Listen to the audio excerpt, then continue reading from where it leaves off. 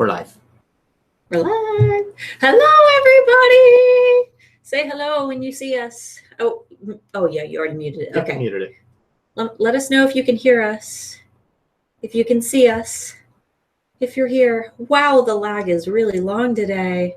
30 seconds. Hello, everybody. I see Shannon. I see Rebecca. I see Gemma, who I'm now pronouncing correctly. And I see Nancy. And that's all I see in the chat right now. Oh, and Hannah. So if you guys are here, say hello. There is a slight lag on the video. And that, it looked like about 30 seconds. About 30 seconds, yeah. About a 30-second lag. So good morning, Deborah. Good morning, Christina. Maria. There's a lot of people here today. How many do we have? 49. Thank you. Yes, he finally. I was about due for a haircut. He finally cut off all the crazy hair. Well, do you want to tell them about the story from Kroger? What happened? The guy? Which one? The bud guy. Oh, yeah. So there was a dude that was probably about my age that almost ran into me. And he said, "Oh, excuse me, bud." And he was about my age. So I figured I needed to get my hair cut and look a little more grown up. And he did. He went the next day and got his hair cut. So, but I'm digging the short hair. I think that you look like a big boy now. I look like a big boy now. You look like an ex-military guy who's, growing out the beard, the goatee. The goatee. Hi, everybody. Okay, so like we usually do, we're starting 10 minutes early just to give everybody a chance to say hello. And then moving on, we'll probably go ahead and start questions at 12 because we want to make sure that we've got all of your Black Friday and holiday marketing questions down. That's why we decided to skip the Tech Friday and replace it with a holiday marketing Friday. So that's going to be super excited. And I'm going to be sharing some of my secrets with you guys, which is really going to be important for those of you who missed the holiday webinar. And those of you who did attend it, you'll probably hear a couple things over again. But because I am executing some of this holiday marketing this year, it means that I'm starting to change things around because I always do things differently. And because I'm marketing right now in full swing, I can let you guys know what I'm doing this year. That way you can begin doing it too. And last year on Black Friday, on Thanksgiving night, I believe that we made $4,000? That was a lot. I can't remember how much exactly, but it was a lot. Something like that on Thanksgiving night. And this year I have several thousand more followers. So we're super excited to see how those numbers compare based on my holiday marketing and, having this new fan base that I've collected over the last few months by executing some of that marketing. So hello, everybody. Let's see. We have Stacy. We have Beverly thinks you're very handsome. Awesome. Now, thank you. One thing, we've had a lot of spammers popping into the chat over the last few chats. Maybe it's because we're getting popular. Who knows? Maybe they just think that we're cute. I don't know. But some of the comments have been really, really bad, like turn your head cringy bad. So from now on, what we've decided to make sure that we're not engaging with those comments is just don't respond to them at all. Don't comment on. I'm going to be taking care of them. Yeah. Don't tag, the person. Don't respond at all. Just pretend you don't see them. That's going to make them realize that we're not interested in what they have to say. And he's going to be monitoring that today and just, blocking them. If you want to do one thing, you can report their account if you see a comment like that, because that's going to tell YouTube basically that this is, this is a bad person. But I wouldn't worry too much about it because they're bots. It's usually some of them are bots. It's usually one person that comes in and they have a bot that they program with different names. Right. So no worries there. We'll be getting rid of all of those eventually. Oh, yeah, you should go potty now before we get started. Plus you've got 5 minutes, so you're good. All right, guys. Hello. Hello, everybody. So I do have an announcement. We have decided that on Instagram, on your Instagram profile, let me pull mine up on my phone. There is a new little tag that we're going to be using to identify each other, similar to how the Z Besties do, which I have both on my profile. And if you guys aren't in Renee Christine's circle, you probably have no idea what I'm talking about. But what we're doing is on our Instagram accounts, we're adding into our name, into our actual Instagram name, a little thing to identify each other. You can do it in your bio. It works best if you do it like on your actual name in Instagram. But we're going to be using the little identifier H and then the wolf emoji and then A, okay? So H, wolf emoji, A, no spaces. And if you put that in there, that way the other alphas can identify you and add you and follow you. And it's just something fun that we're doing. And then another thing, we're now using the hashtag handmade alphas on Instagram, so you guys can show off your holiday products, and that way the alphas can shop from other alphas. So if you post holiday photos of your products, make sure to hashtag handmade alphas. And then when you go holiday shopping this year, be sure to look through those hashtags. That way you can shop with some of the handmade alphas. So that's just something fun that we're doing. I'll probably repeat that again later in case anybody new pops in when the actual questions start. Yes, thank you. Thank you for typing it. So that's what we're going to do. Let's see. The woman with the red hair, did you see the movie Moana? I did see the movie Moana. In fact, I'm going to be making some Moana-themed keys in 2018. So that's going to be fun. Anybody excited about that? Oh, and another thing, a lot of people have been talking about having some handmade alpha like shirts made because everybody's seen my Art by Starla Moore Key Club shirts and they really like them. These are actually like jerseys, what I'm wearing right now. And these aren't printed. This is like sewn on. So I was thinking about maybe if enough people are interested, maybe doing the handmade alpha shirts. I would probably be doing hoodies, jerseys, maybe some long sleeve shirts. And that's up to you guys. That was because you guys requested it. I will be using one of those third-party printing companies because I really like the company Bonfire. They're a lot more high quality than Teespring. I've ordered through Teespring before, and I think that their clothes aren't that great. But Bonfire has really great quality and awesome customer service. So if you guys are interested in us doing that, just let me know, and maybe I can make it happen for the new year. Because I know that a lot of people had brought it up when I talked about the shirts in my Art by Starla Moore group. So let me know in the comments if that's something that you're interested in seeing. All right, going through your little things. As a hashtag or as an image, Starla? Oh, for the thing, we're putting the hashtag would just be when you're hashtagging your photos. But so yes, you would put it, hashtag it in your product image because there isn't an official Handmade Alpha Facebook or Instagram page. It's just my profile, which is full of all my other stuff. So we'll be making a Handmade Alpha Instagram pretty soon.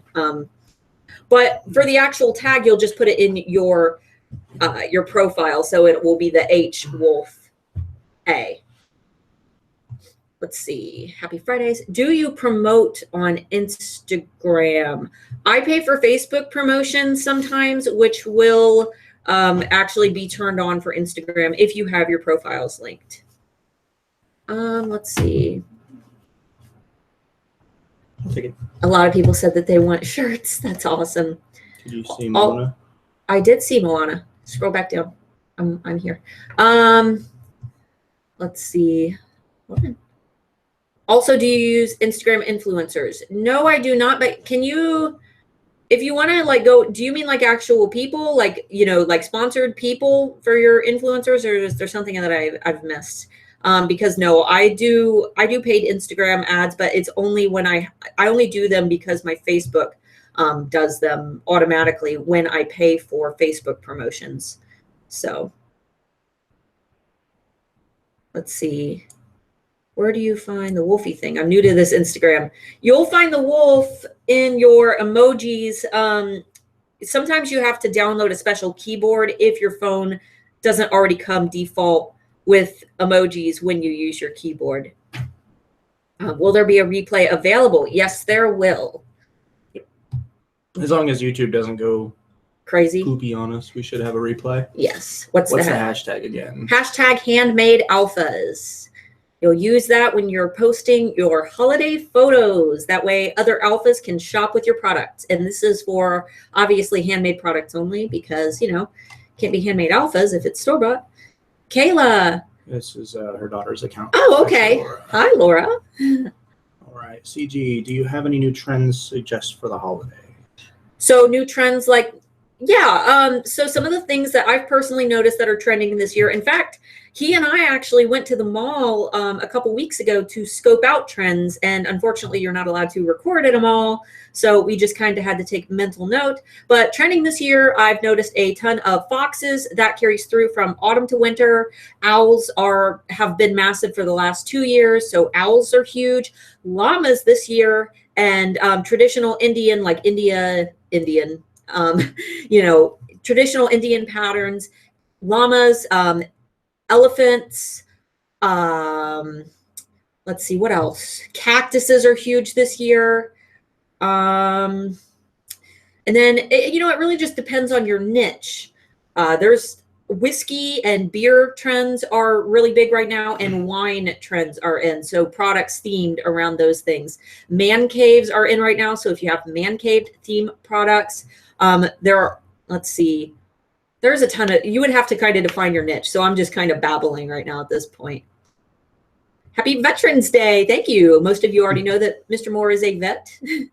Are we putting the handmade tag in our bio? Where to put it at? It's easiest for us to find you if you put it in your name, because when you actually search it on Instagram, all the profiles that have it will show up. So it'll have like your name and then the tag.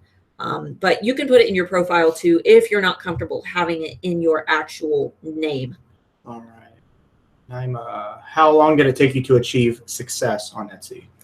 It took me 5 years to find sustainability on Etsy. However, it's not that we weren't doing good, we just weren't sustainable. Like we couldn't live off of our Etsy income until just recently. So, you know, and that's just me. We have alphas who have taken education and made it their #1 priority.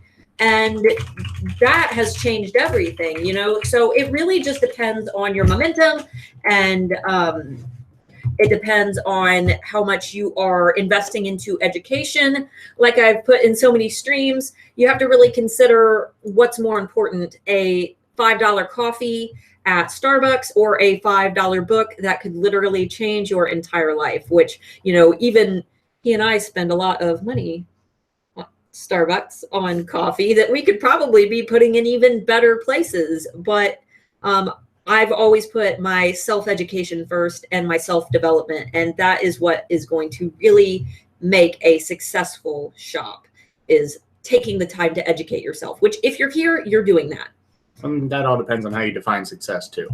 Right. Like, are you trying to make millions of dollars? Do you want your product to be like world renowned? It just depends on how you define success. Right. Because I mean, I could say that I'm successful because I, you know, can pay for a house and he got to quit his job. But at the same time, to somebody who owns like a Fortune 500 company, I'm not successful. So, all right, next one. I noticed when I sell an item, this is Chelsea.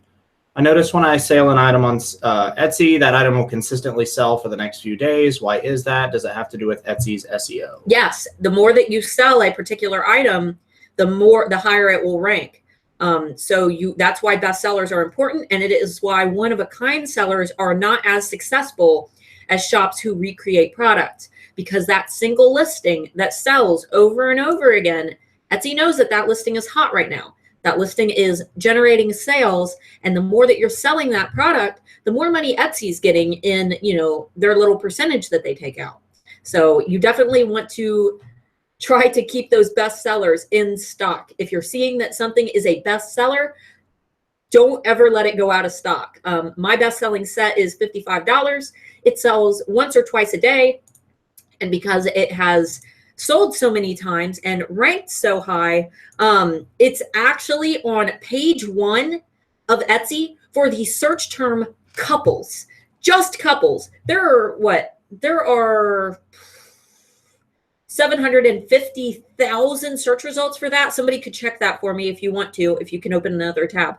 But I am on the first page for couples, which is a single word keyword, very hard to rank for, especially in a saturated, using a saturated term like couples. And not to mention, I didn't even try to rank for that keyword. I was trying to rank for skeleton key necklace, which that listing is on page 1 for skeleton key necklace, but it's also on page 1 for a single word, non-long tail keyword. So that's crazy. And that shows you the power of repetitive buys and creating a bestseller. Okay. What is man cave, please? I shouldn't be asking. That's a man cave is like your, like the gaming room or whatever guys do. It's like the man room. They usually, sports. It could be the room with the TV where he watches the game, or the basement where he video games. It's the man cave. And sometimes women have the she shed, where that's like the new thing that women have. Like, you can buy those little portable sheds and decorate it all pretty. I would Google it. Google man cave decor, and you'll see exactly what I'm talking about. Deborah and April are interested in a reading list. A reading list. Yes, that's something that I want to work on. I keep talking about doing my book giveaway, which I definitely want to do. I'm just kind of working on that Etsy rank series that I'm going to be releasing. I've got one of the videos done. I'm just editing it, and that should be launching later today. I know that I said it was going to launch midweek, but I'm actually talking via email to the one of the founders of Etsy Rank, because I'd like to try to just ask him some questions, and make sure that I've got all my information right. So that's why it's taking a little bit longer. But reading list, yeah, I would love to do that. I recommend the same books over and over again, though. Predictably Irrational by Dan Ariely. Who Moved My Cheese? I can't remember who wrote Who Moved My Cheese. Somebody could type it in the comments for me if you want, but if you Google it, you'll find it immediately. And you can find it on Amazon for like less than $1, or less than $5, I'm sorry. And then How We Decide is one of my personal favorites. I've got so many. So yeah, a reading list would be awesome. I'll definitely consider doing that. When did you start taking Etsy seriously? This is Naima again. 1 year in, 4 years in, when did you want it to become a full-time job? I started taking Etsy seriously right from the start, but I didn't know what I was doing. And I thought that I was doing all the right things. I was taking it very seriously from the beginning, and he can be the first to admit that. Even when I made, 1 or 2 sales, like a month, I still took it very seriously. But I didn't realize that there was more to it than just listing the products. So I thought I was taking it seriously, but I didn't know that there was such a thing as SEO, or, psychological based marketing. And it all really started to kick in when I began learning more and watching just YouTube videos here and there. And then once I found a system that really worked for me, which, of course I had a business coach. Year 3 is when I think that I met Renee Christine, and she became my business coach. And, there was that sense of clarity because I was getting the education I needed rather than just trying to wing it. And it's totally paid itself off. I started reading more. I began reading not just business books, but psychology books.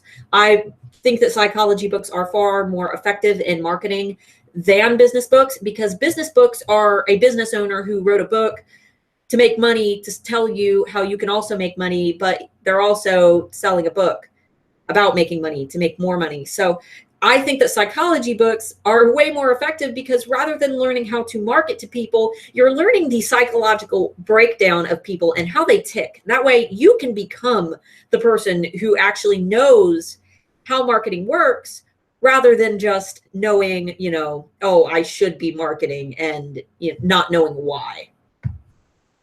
All right, April, how many months in advance are you working on your holiday items, and when do you start marketing? We've already started selling our holiday items and marketing a long time ago. Yeah, you should start seasons before. So if you don't have a holiday product line out, you need to get that out like yesterday. You gotta keep shipping in consideration. Like, you only have like another 30 days to ship products overseas, and then they won't show up anymore. Well, and maybe 35 or 40 days before they won't show up in the US on time. November 26th is the last day to ship to to South America, Africa. So yeah, that's November 26th. In fact, if you're going to do Black Friday sales, which is, I make the big money on Black Friday, then you should definitely get those product lines out and start marketing them right now, like immediately. Anarchist Couture, if you sell a one-of-a-kind item, can you do renew sold and change photos to list a different one-of-a-kind to keep the Etsy rank high based on sales? You can do that, and a lot of sellers do, but the thing is, you don't know, it's going to trick the algorithm, but if the product isn't as up to par as the product that you sold previously, there's no way of telling that new one-of-a-kind product is going to sell as well or as quickly as the last one-of-a-kind product. So the first, two might sell really well, but then you list the third one under that, same listing, and it might sit in your shop for 6 months. And then you're telling Etsy, oh, okay, well, now I'm not selling that product anymore, so it's not going to help your rank. If you've got a bestseller that's generating multiple sales because it keeps renewing, that's telling you that people really like that particular product and you should keep making it. And you don't have the same assurance, and you just don't know if it's going to sell as well over and over as a product that is proven to sell well, if that makes sense. Naima, have you ever had an issue with SEO? If so, how have you solved it? An issue with SEO? I mean, yeah, everybody has issues with SEO, but you have to really learn to master SEO. Like I said,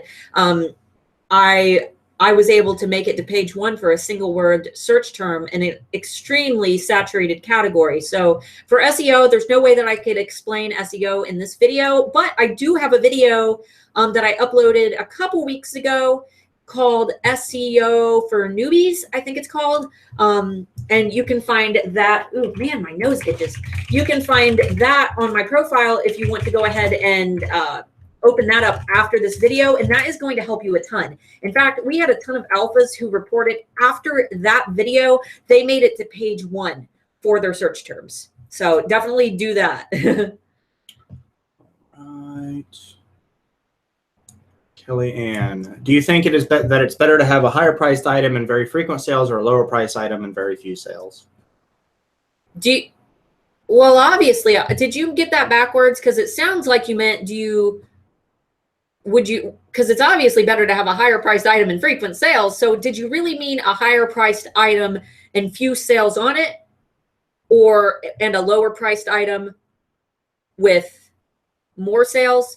Because it's easier. I understand what you're asking me. I think you just got your words mixed up.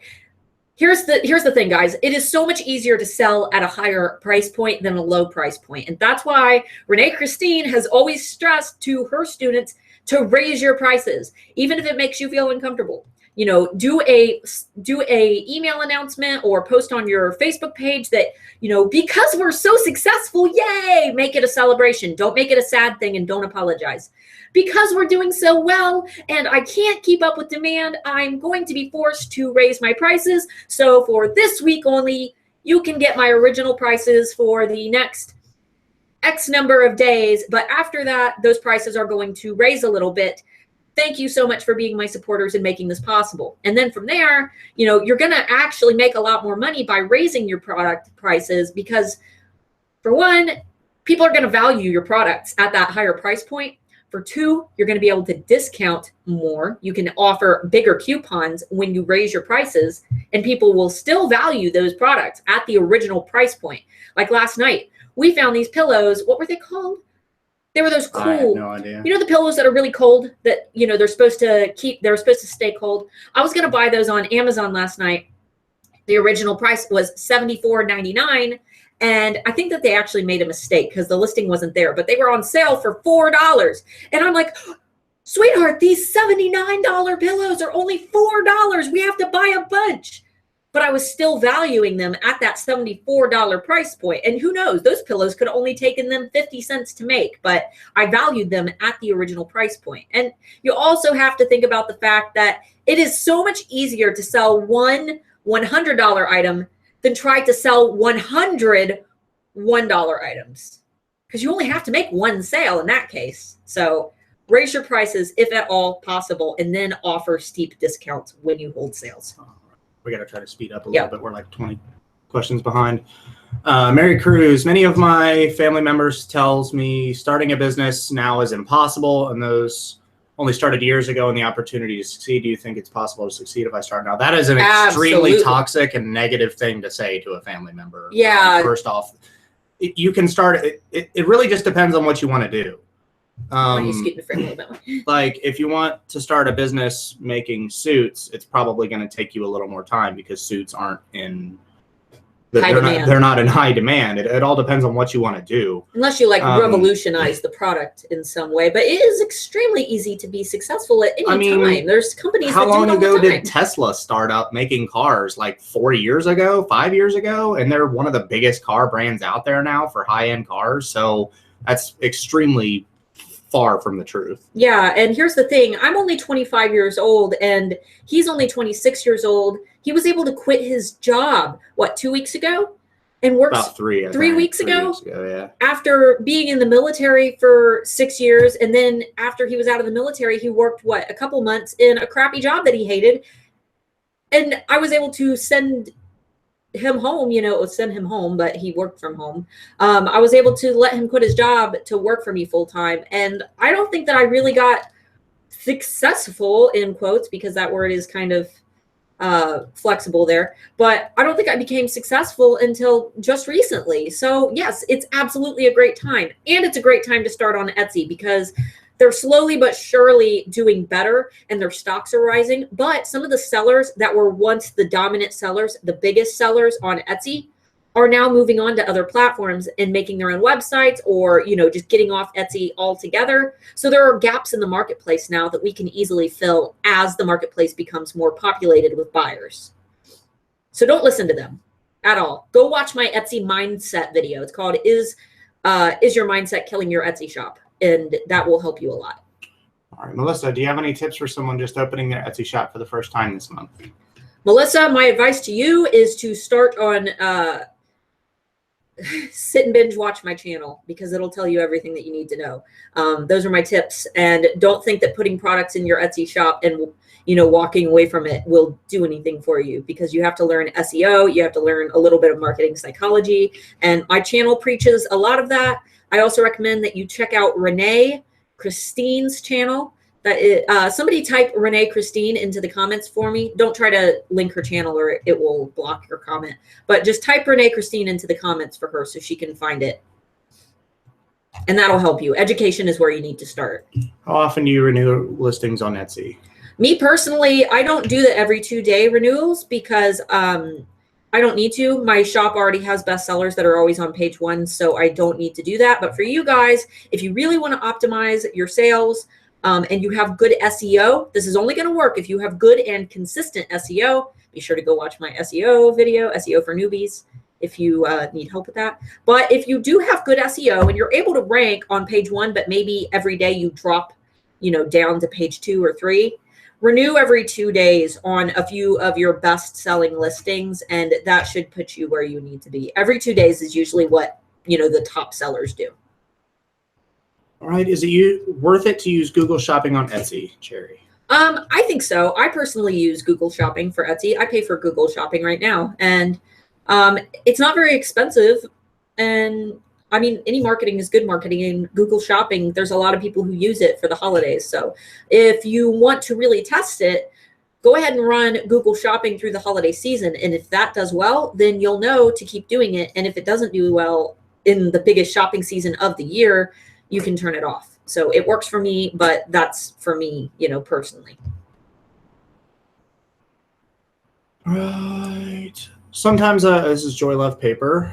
Sometimes I get overwhelmed with all the tasks. I work full-time too. Any tips on staying productive? Do you make lists, planners, anything else? All of that.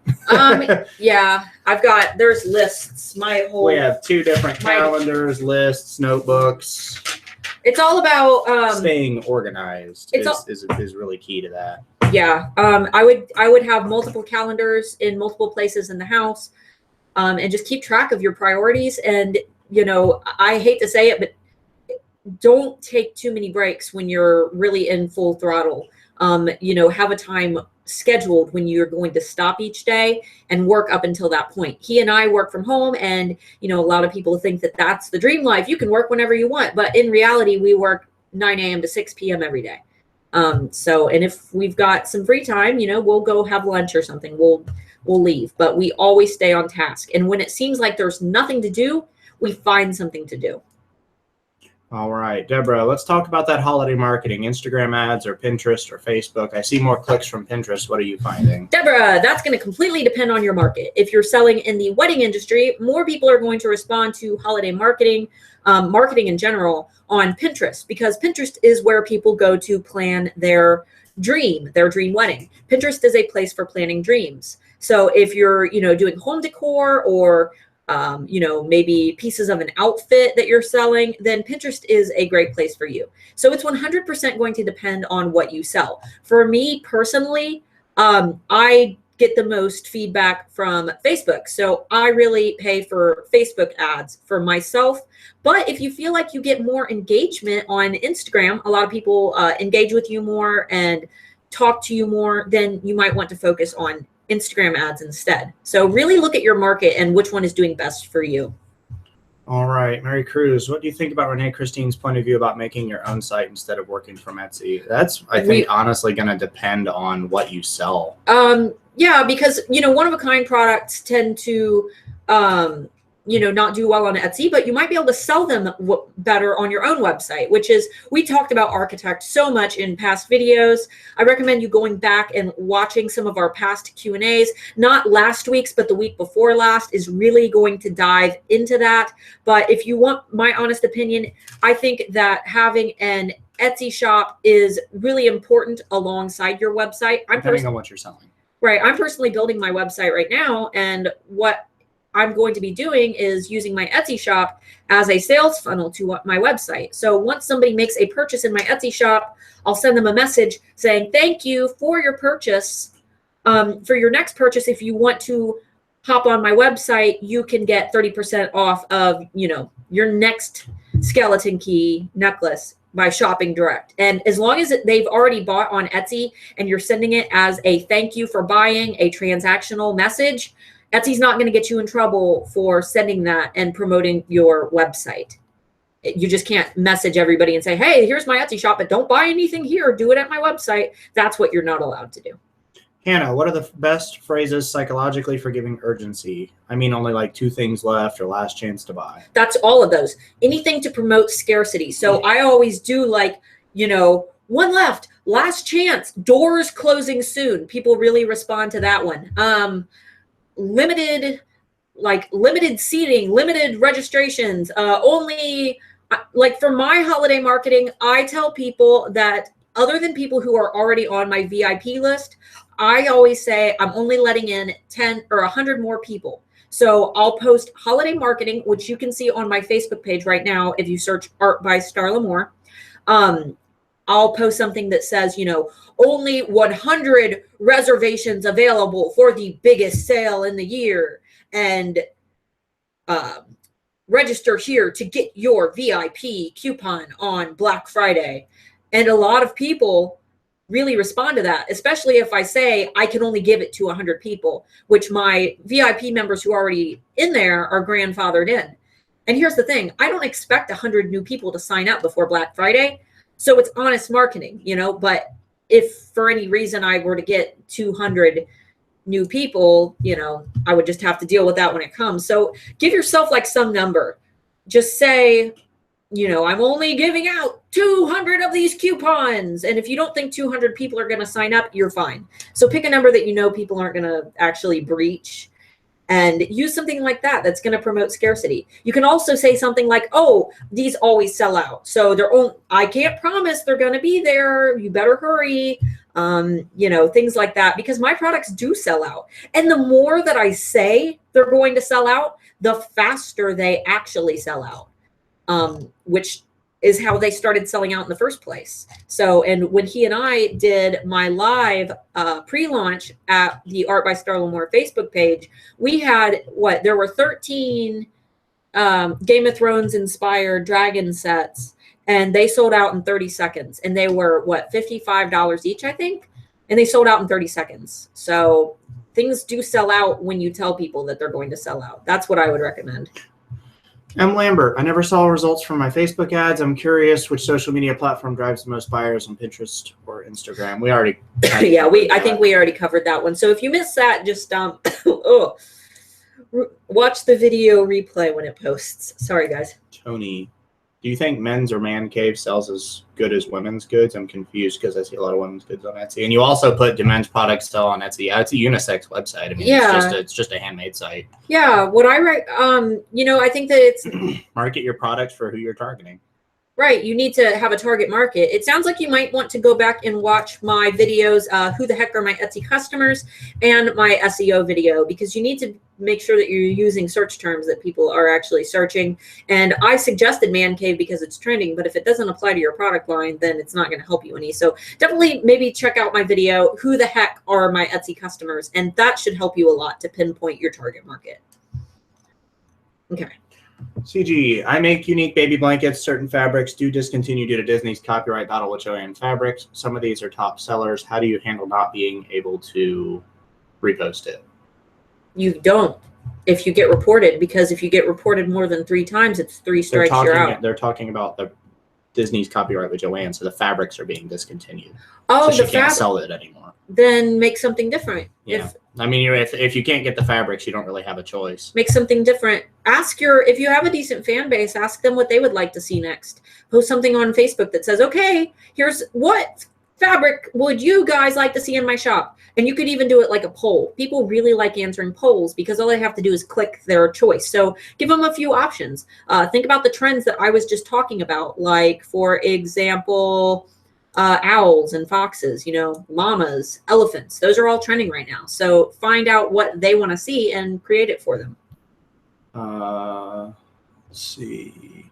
How do we advertise for Black Friday to get the best bang for our buck? What % discount is reasonable? All right. So Black Friday, let's start talking about that. I think that anything over 15% sale is good for you. And 15%, it's like if you go under 15% and you're standing next to all these big companies that are offering like 50% off, you're not really going to stand out. So you really have to price high enough to make sure that you're able to accommodate something that is over 15%.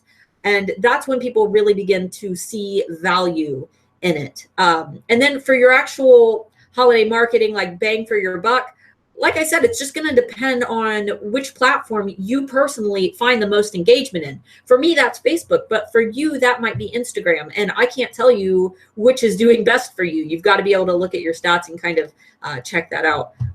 Wait, I'm still looking at the last one. Go back up. I want to make sure that I answered. What % discount is reasonable? Oh, and I also do my double dip sales where I put my entire shop on sale for 30% off. And then on Black Friday, to my VIPs only, I send out an exclusive 30% off coupon that can be stacked on top of the pre-existing 30% off sale. So if there's any way that you can do a double dip, it doesn't need to be 30%. You could pick anything where you put your whole shop on sale, and then you have to use the app Etsy on sale because Etsy will not let you stack their coupons on top of their sales. But if you use an external app like Etsy on sale, you can actually offer a coupon and mark your whole shop down. And people love stacking those coupons. Quick question. This is from Morgan. Do you have an article or link to raising prices? No, I do not. For price raising, all I recommend is, actually, I just talked about it. So maybe rewatch this video because I talk about exactly what you should do to raise your prices. Categorying off of that Angry Mushroom Emporium. I'm worried about raising my prices too. Most people want my leather stuff for $60 or less, and my calculations say I should list the item at around $175. I can't afford that. You should be... For leather items, you should definitely be pricing around that. You should be pricing right alongside your competitors. Yeah, you have to be competitive. If somebody's selling an identical piece to, we'll just say that somebody's selling an identical piece to you, and they're charging it $175 or $180, and you're charging it $60. People are going to think your product is cheap. Yeah, what's wrong? What's wrong with that? Right. Is he using cheaper leather? Is he using cheaper parts? you need to be pricing within 10%. And the positive thing about Etsy is most people aren't looking for bargain deals. They're not bargain shopping. They go to eBay for that. When people are shopping on Etsy, they're looking for handmade and quality. And that is going to seep through things like your branding. So, and you really have to value yourself. If you don't think that your own products are worth what your competitors' products are worth, then you really need to take a good look at your own psychology and ask yourself why you don't think that they're worth as much as they are. And I know that that can be really hard because I struggled with that too. But what I found is that I actually sold more when I raised my products because my customers began to value my products at that higher price point. And this is all trainings that Renee Christine personally taught me. And it has worked for thousands of people who were afraid to raise their prices. So as long as you do it and don't apologize for it and let your followers know that this is a celebration, give them one more week to utilize those original prices and then let them know that you can't keep up with demand anymore and you need to raise your prices and then raise them after that week. Lena, did you start off knowing that you wanted to sell skeleton keys or did you do R&D to help figure out what to sell? Starting out on Etsy, I did not sell skeleton keys. In fact, my business name is Art by Starla Moore because I sold tattoo designs. So no, I definitely didn't start out selling skeleton keys. I moved on to hemp jewelry and that didn't do very well. And then I, started selling skeleton keys and that did well. But then I tried to throw in other stuff like rings and bracelets. And I even did handbags. And it's like all that did was slow down my ability to brand myself as a skeleton key artist. And when I got rid of all those products and really began focusing on my purpose and doing the skeleton keys only, that's when my shop really took off and became successful because I was filling a market niche. So if you've got a ton of different products in your shop that really aren't matching up, you really need to look at your products and think about what you want to be known for. And if you go back to my channel and you watch my video called The One Thing Etsy Shops Do Wrong, that's going to help you to narrow down your product lines. Mary Cruz Torres, I try to buy 2 and they cancel my order. I'm not sure what you're referring to if you want to clarify on that a little bit. Maybe it's something we commented on before. Let's see. All right, Cynthia, best way for one-of-a-kind person to make it. Can I relist something that is sold with a new copy? I upcycle, so duplicates are rare. I need to change. I think you answered that already too. I did, but one thing, Cynthia, and this is for everybody, when you relist products, you can't create bestsellers by copying a listing. You have to renew a listing. And for one-of-a-kind sellers, I already kind of went over that about renewing the listing and then just adding a new product to it. So definitely watch the replay when it becomes available. All right, Toby, the every 2-day listing renewal method, is that just for a few listings or the entire shop? That's just going to depend on your wallet. I personally never did my whole shop. It was too expensive for me starting out. So what I would recommend is test it with a couple of your best selling listings. And you have to make sure that your SEO is on point. So if you do that and you're not showing up on page 1, it's not just like a magic thing that makes you show up. If your SEO isn't good, then you're not going to show up on page 1 regardless of if you renew it. So you have to be able to rank on page 1 with good SEO and see that you're already there. And then if you see yourself drop in rank, that's when you'll renew again and it will bump you up to page 1 again. So if you have any questions about SEO and you're not able to get your SEO perfect so that you're showing on page 1, be sure to go and watch my SEO newbie video that is on my channel. Morgan, I'm looking for a good way to add an email list to Etsy. How do I do that? No, that would be, if you want your email list to actually be linked to your Etsy, you're going to want to use Aweber, but I don't recommend Aweber. Renee Christine doesn't like Aweber either, and she's like the biggest education name in the handmade industry. So if she doesn't like it, it's definitely not good. That's the only way that you can directly actually link your mailing list to your Etsy shop, but you don't have to do that. You can create a MailChimp account, which if you need a tutorial on a MailChimp account, you can go to Renee Christine's channel, and she has a MailChimp tutorial that she uploaded a couple weeks ago that is really great for newbies. But with that MailChimp account, you can get people onto your profile by putting it in your shop announcement and saying, right when you sign up, you'll get a X% discount. and make sure that that is set to email automatically, which you'll learn about on MailChimp. And then you can also send it to, new buyer, send them a message that says, hey, for your next purchase, you can save 30% off when you join my VIP club. And you can also put it in your listing descriptions. If you want to get 30% off of this listing right now, join my VIP club.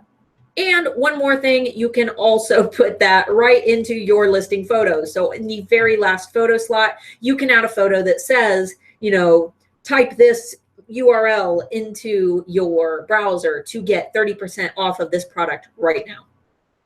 All these people that are just now getting in, watching the replay, commenting, hey, Christine again. Oh, yeah. Thank you, guys. All right. Well, I did just mention her, so. No, Rebecca's been here the whole time, so I think that because I just mentioned her. And Lambert, they say to imagine your target customer, but that seems really hard for me. I make jewelry, which is more universal than baby products or pet products. We have a video of that. Yes. For that on our YouTube channel already. Yes, it's called The One Thing That Etsy Shops Do Wrong. So be sure to watch that. And here's the thing. We also have the who the heck are my. Oh yeah, that's it. I'm sorry. Who the heck are I gave the wrong. How do you know that? I don't know what the heck you're that's talking right. about. Yeah, we have a video specifically for target market. Who the heck is my are my Etsy customers? And I understand that it can be really hard to visualize that target market. But one of the best ways to do it is to not just assume, who your target market is, but to really look at who is already buying your products if you have customers. And I like to be snoopy. I check people out, and I've got an idea in my head of what my target market is already. But you have to try to appeal to a niche, because if you try to appeal to everybody, you'll appeal to no one, which I'm sure that some of you guys have heard that a million times, but it's very true. Lynn, if I were trying to set up my store in the next few weeks, is it more likely I'll make sales or get lost in the crowd? Lynn, that is completely.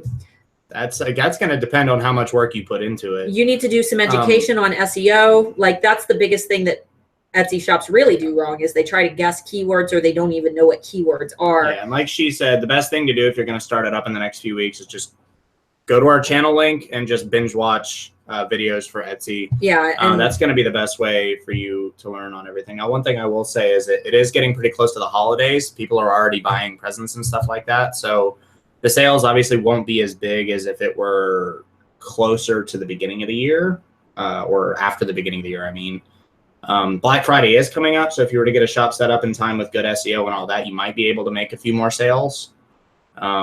But I mean, realistically, it's all going to depend on how much work you put into it. Right. You're going to want to plan for growth. So don't just throw up products and assume that they're all going to start selling, because there is a lot more to it than that. But if you watch my channel and you do your research, you could make it a goal for the whole year to generate more sales as the year goes on. That way, Christmas time next year, you'll begin making, actual money that's decent enough to grow on. Yeah. But for the rest of the year, what I would recommend is watch my channel and then launch your Etsy shop, launch a product line, and use every single bit of money that you get from launching your shop to grow your shop even more for the holiday season next year. Sherry, I really need a tutorial on Pinterest advertising, including making a pinnable post. Unfortunately, Sherry, I actually am not a Pinterest whiz. That would be Renee Christine's category, and I don't think that Pinterest Academy is going to be opening for a while. That's what I've heard. I'm not really a Pinterest girl. I use Pinterest, but I'm not an expert on it. So other than like the basics of pinning your posts and using relevant keywords in your posts and appealing to the photography and SEO side of Pinterest, I really don't know any of the crazy little marketing hacks that some people talk about. And I don't even know if some of those marketing hacks are true. So I don't want to give you content that I haven't personally trusted or tested. What I would recommend is just, if you're using Pinterest, make sure that you're taking good lifestyle photos that are appealing and, not a lot of text on your photos, and make sure that they are clickable and that they really appeal to people's, lifestyle, like lifestyle photos where people are using the products or holding the products or wearing the products. Sandra, I noticed my Etsy coupon doesn't include new items in my shop. It only works for items that were in the shop at the time I created the coupon. How do you handle this? You can't. When you add new products to the shop, they will not be included in the coupon. And unfortunately, there is no way to change that. I had a shop coupon set up before Etsy changed that. So my coupon is kind of grandfathered in, but for the rest of you guys, there's really no way around it because that's something that Etsy has done, unfortunately. So you're just going to have to probably update your coupon codes frequently. I hope you're able to do a replay. Weak signal and no sound where I'm at. I think I posted in here to refresh before. If you're having sound or video issues, refresh the video. If that doesn't work, restart your computer because I don't think anybody else is having problems. So, and there will be a replay. And there will be a replay as long as YouTube does its thing. There should be a replay. Any comments on the new Pinterest changes? I know it isn't your specialty, but just wondering. Not yet. I haven't explored it. Right now, I'm only using Pinterest for like personal shopping, and I haven't even hardly been pinning this season because I don't get a lot of engagement on Pinterest personally. So I don't really have a whole lot to recommend there, unfortunately. But if you post it in the Handmade Alpha Facebook group, which is linked below for anybody who needs that, I'm sure that there are probably a couple alphas who are successful on Pinterest who could weigh in on that. All right, Hannah, if shipping costs are around 50% of the product price, is it a better idea to increase the product price than decrease the shipping so the ratio looks better? Yes, I would recommend that. If you could accommodate in your shipping price by, like, say that shipping is, we'll just say $10 for your product, and your product is $10. What might be? So that would be their product would be $20 and shipping would be $10. Yeah, so make the product $20 and then shipping $10, right? No, you said it backwards. Oh. You said the product, and they're saying that the shipping is around 50%. So they're saying if their product is $20, the shipping is $10. Oh, okay. Well, of the product price, so it would be 50% of the product. If the shipping costs 50% of the product price, so if it's 20, we're not gonna do math on the screen. Either way, yes. Increase the price of the product and you accommodate in the shipping price to the product price if you're able to do that, because it's better to look at the product price and having a high product price than a shipping price, because for some reason people see a higher shipping price and it's like the deal breaker because it's almost like the hidden thing that they didn't see in the initial price tag. And ultimately that high shipping price can be what keeps people from buying the product. But when they see the price of the product before they even click on the listing, and then they see that the shipping cost is low, they're not surprised by that hidden charge, of shipping. So it might make things a little bit easier. All right, Angela, how do you predict your increase in Christmas holiday season sales in order to know how much inventory to purchase? Well, I look at past years, yeah, and I kind of look at how much I've grown since the past year, and I anticipate that every year I will grow a little bit more. So I tend to just overstock everything, and if things don't sell, then I've got extra stock for Black Friday. And if things don't sell on Black Friday, then I have enough stock throughout January. So for me personally, I just kind of overstock on all of my products that I know are already selling well. And then I use it as a chance to get rid of some of my inventory that I don't really want in my shop anymore by letting it sell out through the holiday season. And usually I sell out of almost everything through the holiday season.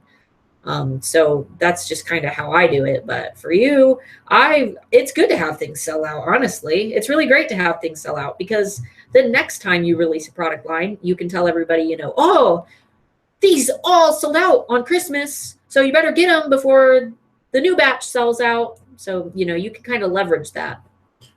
Creative Living, can I ask about the best way to set up the Pinterest business account? Again, we don't really do that much with Pinterest. Right. I think for Pinterest business account, you just register for a Pinterest business account, or if you have a current account, you switch your current account over to Pinterest business account. So there's not really much to it. I think that's like a question that I think you could probably Google and get a step-by-step for.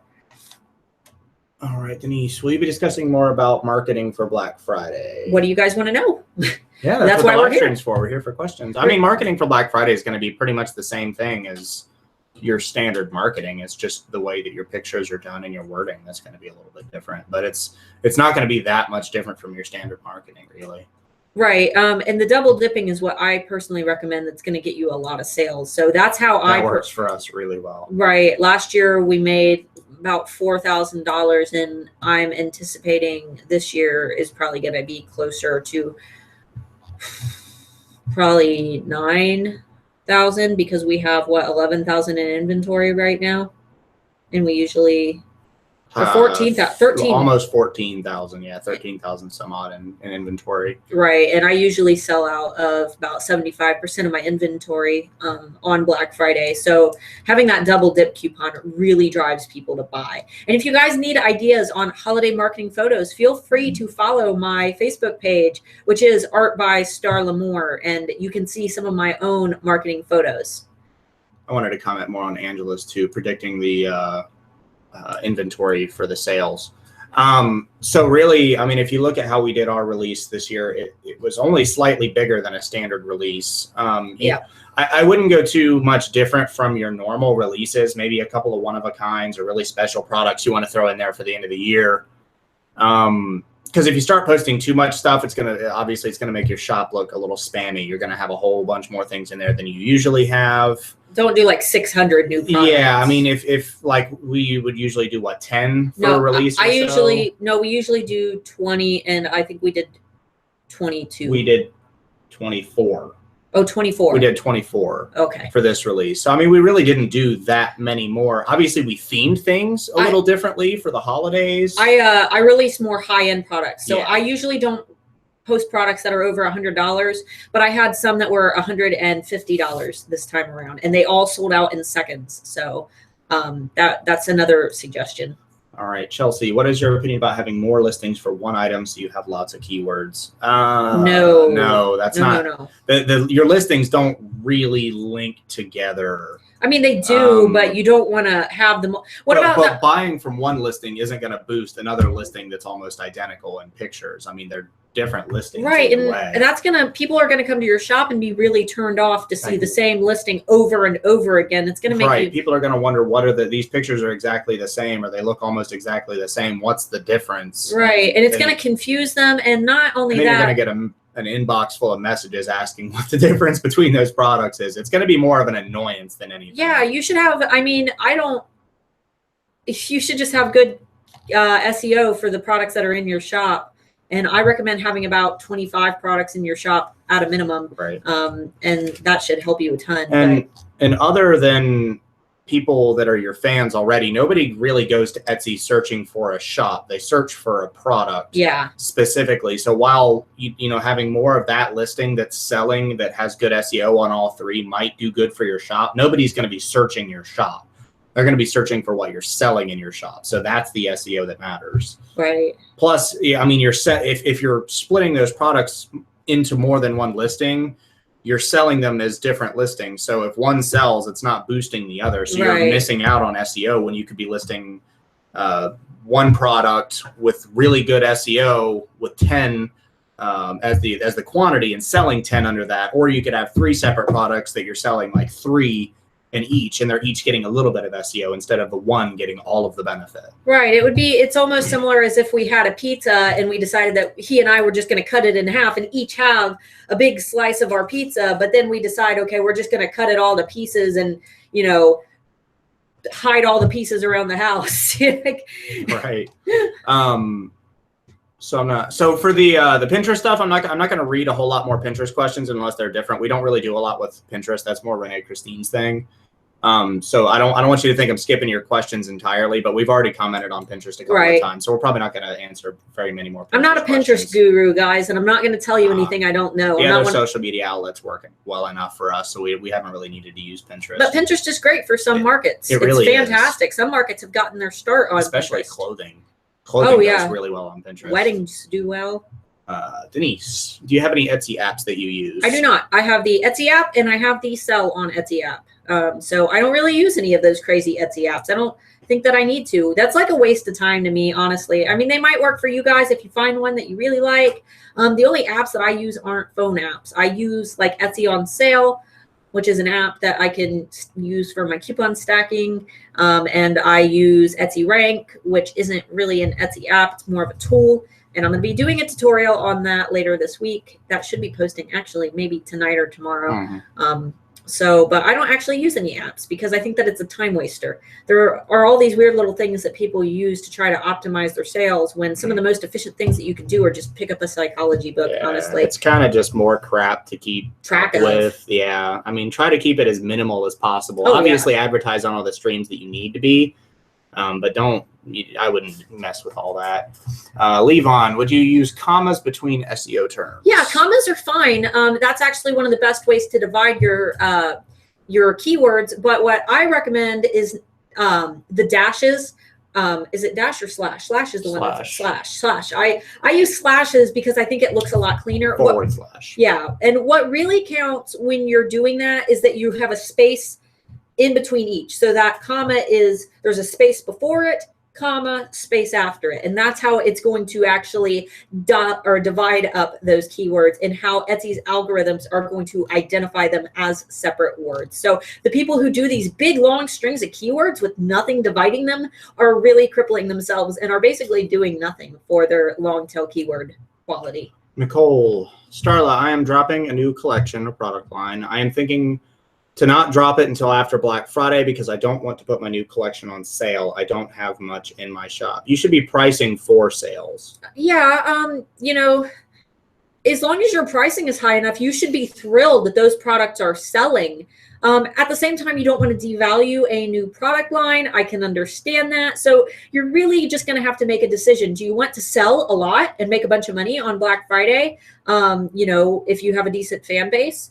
And it's Black Friday. I mean, I don't think that'll really devalue the product. Really, I mean, if it was like the middle of May and you just released a product line at 50% off, that would be different. But this is Black Friday. People understand that what you're doing when you release something for Black Friday. Like, you're really going to optimize your sales, which is going to create bestsellers. You're going to know what's most popular. Sometimes I create a line that I anticipate I'm going to put on sale, like my holiday product line. I anticipated that line was going to be on sale, so I priced it according to the sales that I plan to offer. So since you haven't listed them yet, maybe jack up the prices a little bit. That way you can afford to accommodate those sales, and then you're going to be making more money quickly over the span of a couple weeks, rather than those products maybe sitting in your shop for months after the first of the year. And I mean, a lot of companies don't release products until Black Friday. Yeah, they'll do a Black Friday product launch. I'll use a video game as an example. The new Call of Duty, the Call of Duty World War II that just came out. I mean, it's not a coincidence that they did the full release on the game 2 weeks prior to Black Friday. I mean, realistically, there were people that had review copies of the game a month and a half ago, and they just released the game for full release, I think a week and a half ago. So, I mean, there's nothing wrong with releasing a product right before Black Friday. I mean, and that gives you a chance to sell things at full price prior to Black Friday and have the products be seen. So people are saying, wow, I want that, but you know what? I bet she's going to do a Black Friday sale. I'm going to wait. And then you're going to make that sale either way. Let's see. Oh, and people were talking about the coupon here. You can turn the coupon off and reset up a new one with the same name. And also there was delete the old code and recreate it with the new code, having a minimum order amount instead of using the categories of items. Cool. Thank you, guys. Okay. Oh, okay. Deborah, can you elaborate on Google Shopping? Google Shopping is when you go on to Etsy in your promotional tab. I believe it is in, pull up Etsy in this tab over here just so I can see where it's at. I'll let you know exactly where to find it. Google Shopping is basically where you're going to pay for your items to show up on Google. If you search for anything on Google, you'll notice like there's Google Images, and then one of those tabs is Shopping. So you'll show up for those keywords, and then just go to my, yeah, that's mine. You can just click on Conversations. That's fine. It'll pull it up. And then you're going to go into, okay, so it's going to be in the Marketing tab. Go ahead and open that. And it's going to be right at the top of the Marketing tab list. That's where I thought it was. First link, once you go into your shop manager, just click where it says Marketing. It'll bring the thing to the side, and Google Shopping on ours is the first listing. It probably depends on your browser, but. Go ahead and pull this back open so we can make sure that we don't. Yeah. Let's see here. People talking about increasing their prices, doing well.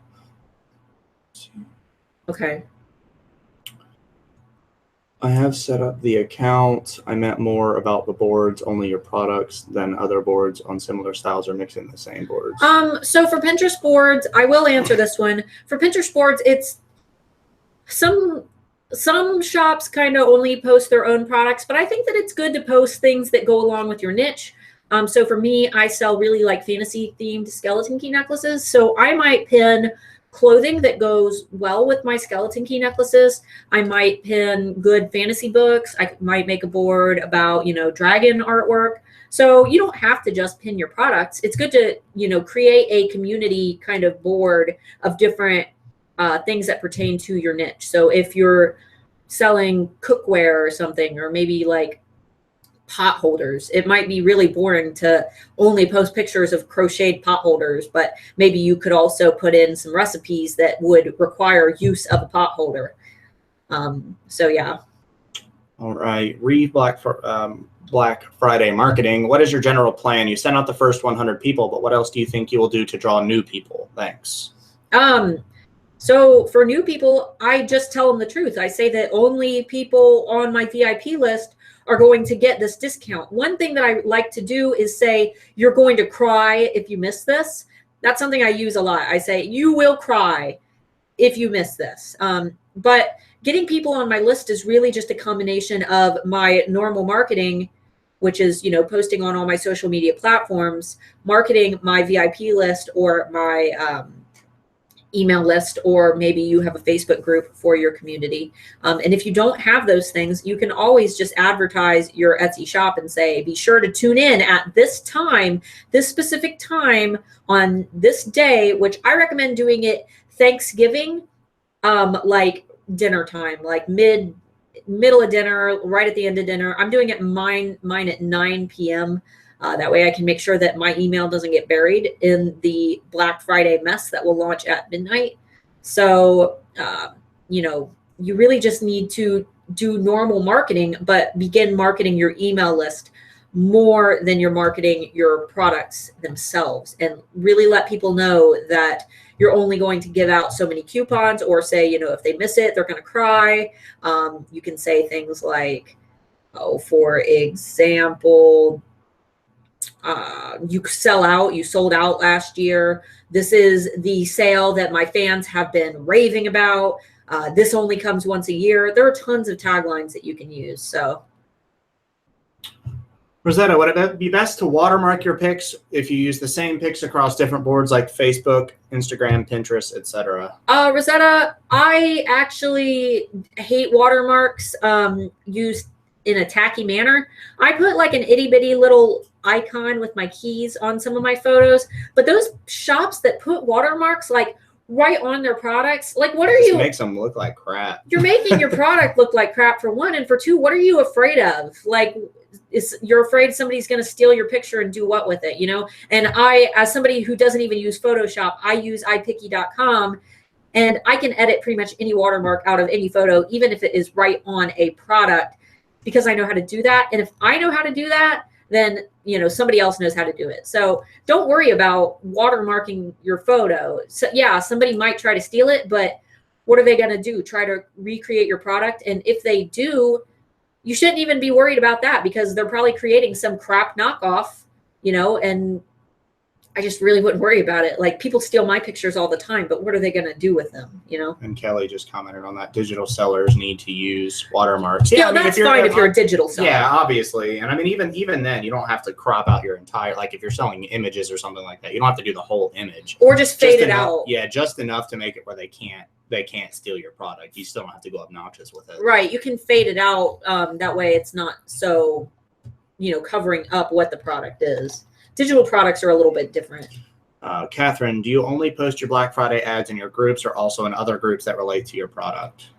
Catherine, you can totally post your Black Friday marketing in groups that pertain to your product. I would avoid posting them in Etsy groups and in sales related groups, because those tend to get lost. One group that I recommend everybody joining is the It's Better Handmade group on Facebook. Just It's Better Handmade. And when you join that one, there are a lot of buyers in there as well as sellers. But when it comes to actual Etsy groups, I would avoid those because everybody's selling. But like, say you sell, dog collars and you join a bunch of dog lover, dog mom groups, that's a good place if they allow that type of posting. It's a good place to reach out to those types of people. But yeah, Facebook groups can be great. You can do them within your own group. I personally do a site-wide sale that I give to everybody. But then I do a double dip that I only offer to my VIP club. So it just depends on what type of sale you're hosting. Kara, at a holiday makers market craft fair, would you sell your items at a discount or a regular price? I would sell them at regular price, or you could do an event price, but make sure that those buyers know that if you're selling at an event price, that it is an event price. Like put event price. That way they don't come to your shop and feel cheated when they see that those products are at a higher price point. So say like, today only, and that will keep that from happening. Then another comment on the watermark thing. I agree about the watermarks looking tacky, but I've had my brand diluted by stealing my product photos to sell on Alibaba and Amazon. Obviously, with what we're referencing to, that's more going to be something physical that you're sending to someone. You're never going to be able to prevent people from stealing your pictures entirely. Watermarks do help, and like she said, you can always just put them on as an overlay and make them more transparent so people can see your products better without actually not having a watermark on there. I mean, obviously products being stolen does hurt you, but if you're funneling correctly to the right groups, you should still be able to funnel people to you. If you're positioning yourself as the authority brand of that market and you're putting that I am the original creator of this design, I always put in my shop, all of my listings say exclusively by Art by Starla Moore. You can't find this anywhere else on earth. And then if one of those Chinese mass-produced companies steals my product photos and tries to relist them, it's like the buyer isn't going to get one of my products. They're going to get a piece of junk and they're not going to be happy with it. So it doesn't really matter to me if they try to run off with it. They're not going to create what I do, and they're not going to be able to do it as well as I do, and they're not going to have the same reputation as I do. So it's not going to hurt my brand. We already answered this because I'm creating the real deal. Yes. Okay, thanks for the past bids. Okay.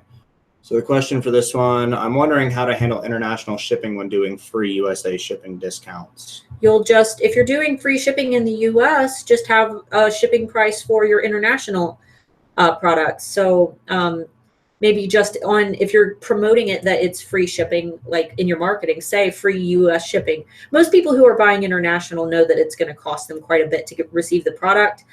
And to ship the product. And most of the time, if they want the product bad enough, they don't care. So international alphas who are outside of the United States, post in the comments if shipping really matters to you, or if you anticipate that there's going to be that shipping, but you really want the product. Let everybody know how you feel about that. If you really want that product, are you willing to pay the shipping?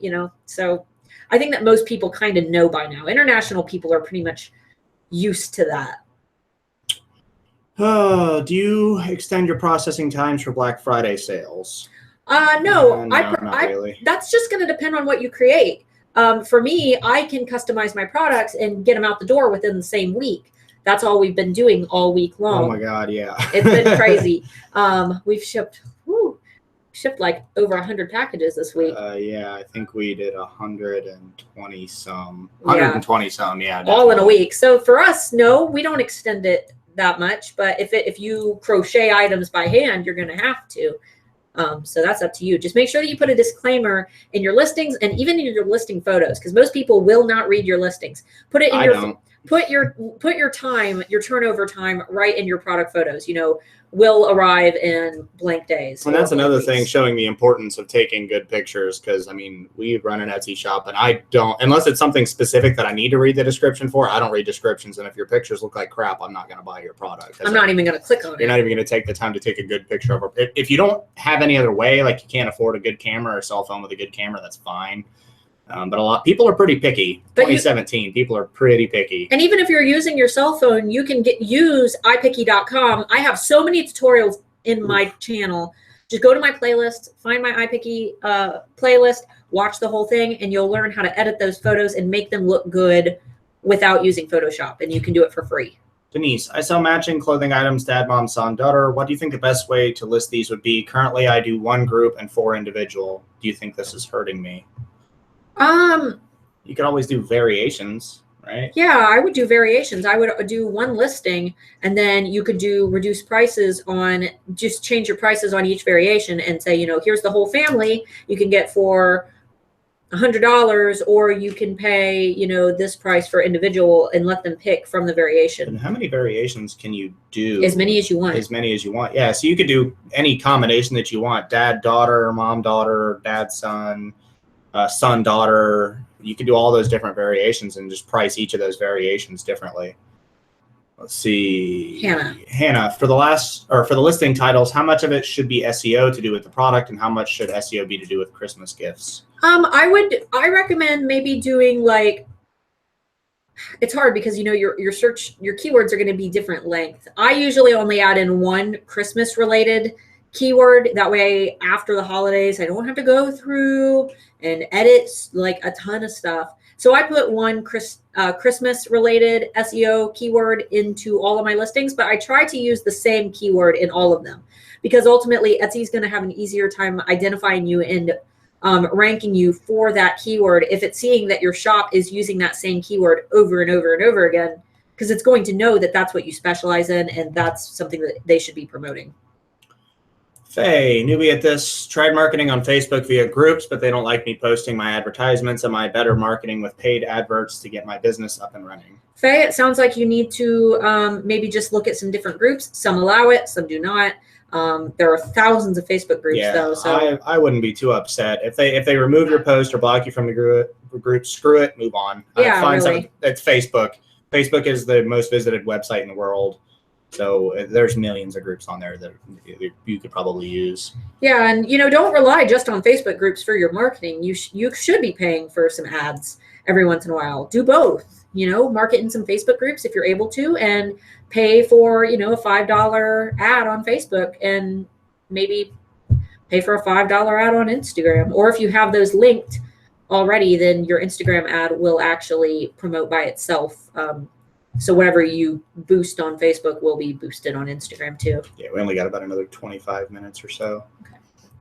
Revel and Wild. So it's okay to use multiple long tail keywords? Absolutely. Yes, you should be using tons. Use whatever SEO works the best for that product. Yeah, you should use You should only use long tail keywords. If you could only use keywords that were 3 words or more, you are going to do fantastic. So as long as you're researching them. So go watch my SEO for newbies video if you have any issues with that, because that'll help you a lot. All right.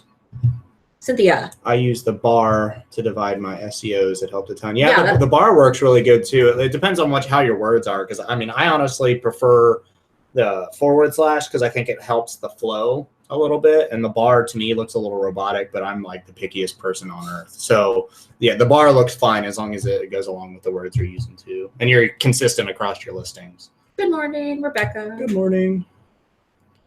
All right, Frolic and Wander. I'm opening a gift boutique on Etsy. Do you have an opinion on how many different products I should list? I would list, at a time, you should do a product launch. You should do a product collection, which if you need help with that, go to freehandmadetraining.com. Yes, it is free. It is Renee Christine's product line training. That is going to help you a ton. And you should start with a product line of 10 cohesive products. So that training series will help you with all of that. It's freehandmadetraining.com. Man, we are really behind. Lynn, where do you recommend to start when opening an Etsy store? I know about photos and SEO and product line. Start on social media, like get your products ready. Start by watching the freehandmadetraining.com, learn how to create a cohesive product line, begin marketing it on all of your social media platforms. Fill out all the sections on your Etsy shop. Yeah, get everything ready on your Etsy shop, go through your whole shop, make sure that it is up to par, that it looks, as good as competitors in your niche, and then begin marketing an upcoming product line. Have a specific date for the product line, get people gamed up for it, and then launch the whole collection all at once. As far as where to start, we have the marketing and all that stuff, obviously, but I would honestly start with Etsy itself. make sure your shop looks good. Because if you're Yeah. going to be funneling people to your shop, you don't want it to be completely unfilled out, no pictures, unprofessional. Just make your shop look good and have your products and stuff ready, and then immediately start marketing once you think your shop looks good, immediately start marketing. And if you go through and watch some of my older videos, I've got some Etsy shop inspection videos. Watch some of those because I kind of talk about what you need to do. I tell other sellers what they need to do. I haven't done one in a while, but it'll kind of go over like my guidelines for a shop.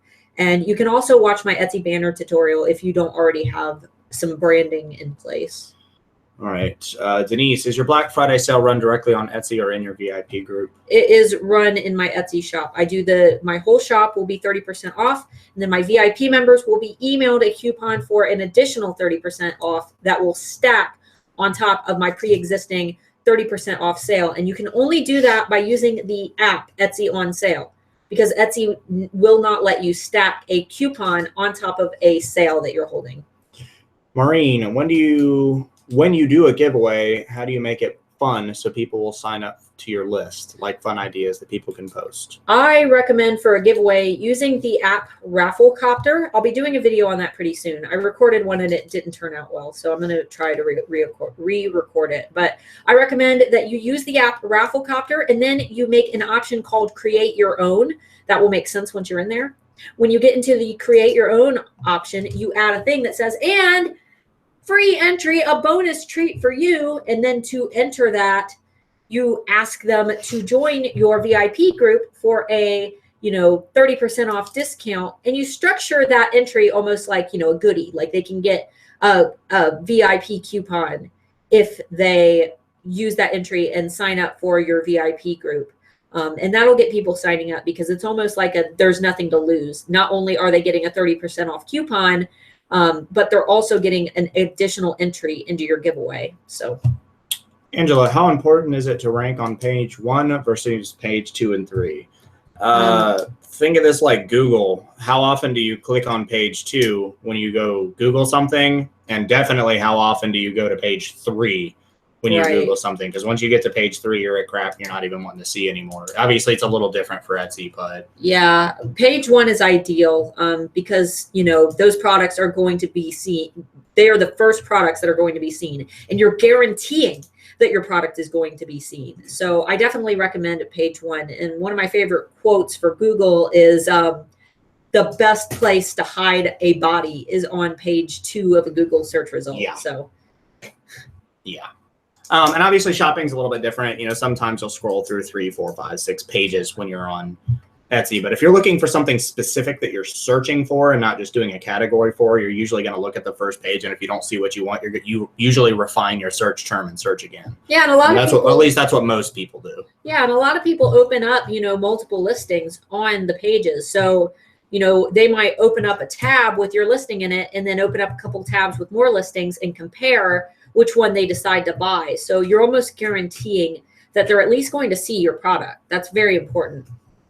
I'm going to just go ahead and do this one because this one's, I think, important. Danny, is it okay if I copy your shipping dates in regards to military shipping, APO, DPO, FPO? I didn't understand what it said on USPS about military shipping. So many options. That's locationally done. Yeah, so you can go ahead and use mine. I give leeway. USPS, like for example, they say that to ship your holiday products to the US by December 20th. And from the US to the US. Yeah, and I don't like that because I highly doubt products are going to arrive on time during the busiest shopping season of the year with only 5 days to travel. So I recommend giving it. They're just going to get lost. Yeah, add 3 days onto that. If you guys want to steal my holiday shipping times, they're listed on my Etsy banner. My shop is Art by Starla Moore. So feel free to snag those dates. But for APO, FPO, you have to consider that though those look like U.S. addresses, they're usually overseas military bases, and they have similar shipping times to international orders. So you really need to factor in APOs and FBOs because they look like they're from the U.S. sometimes, but they're usually international bases. We're ex-military. We know this. Yeah, and we might not get to all the questions today, unfortunately, because we are getting kind of close to needing to quit. So if we don't get to your question, we will be doing another one next week. I'll scroll through and make sure there aren't any Black Friday specific questions when we get close to done. But do your best. All right, Hannah, at what point should brand new shop be worried about sales conversion? Only 300 views and 1 sale. That's bad, right? Hannah, you should always be kind of worried about conversion, because if your listings aren't converting, if you're having, bad conversion rates, there's something wrong. It's either your photos, your description, or it's usually a photo problem, honestly, or your pricing. And there are cases where your pricing is too high.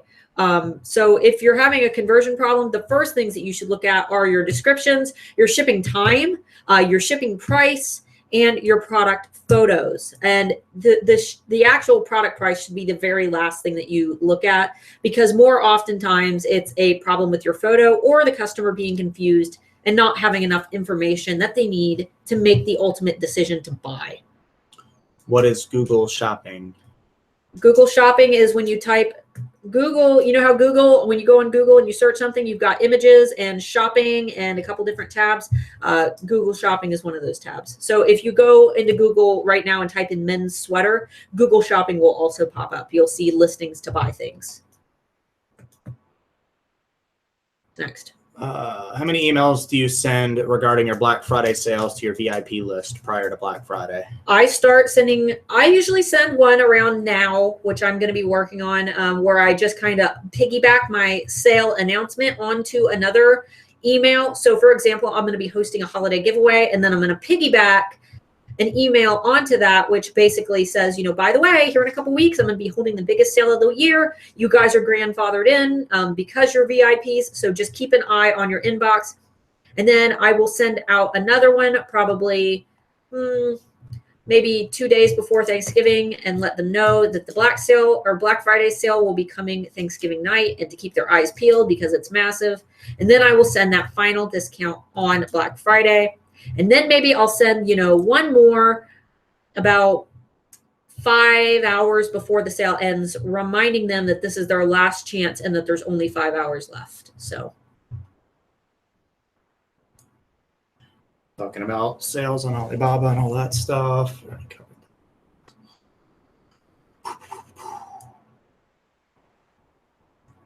Shipping. Man, I wish shipping worldwide was cheaper than shipping within the country. Good Lord, it's 5 times more expensive to ship somewhere else. Let's see. Linda. Oh, wait. It's not a question. Oh, no, it's not. I got this, bro.